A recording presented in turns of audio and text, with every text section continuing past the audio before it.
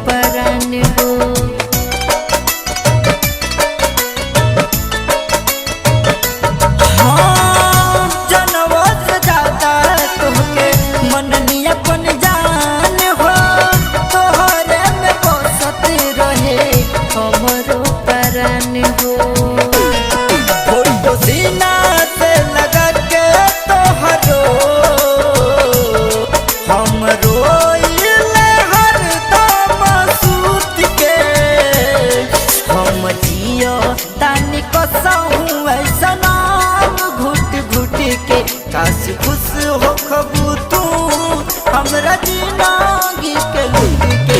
हम जियहतानी कसहूं ऐसा नाम घुट घुट के। काश खुश हो कबू तू हमरा जिंदगी के लूट के। Music by Aman Rock, recording by Mahadeva studio Bettiah.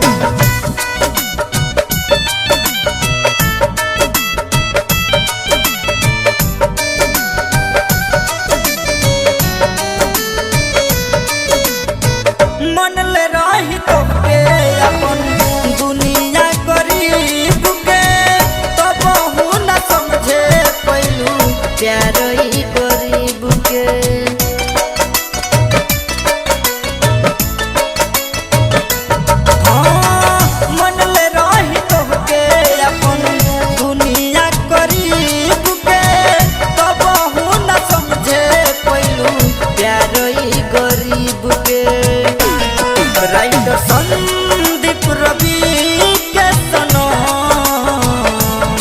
दुनिया से तू चल गइलू रूठ के। हम जियहतानी कसहूं ऐसा नाम घुट घुट के। काश खुश हो कबू तू हमरा जिंदगी के लूट के। हम जियहतानी कसहूं ऐसा नाम घुट घुट के। काश खुश हो कबू तू हमरा जिंदगी के लूट के। Recording by Mahadeva studio Bettiah.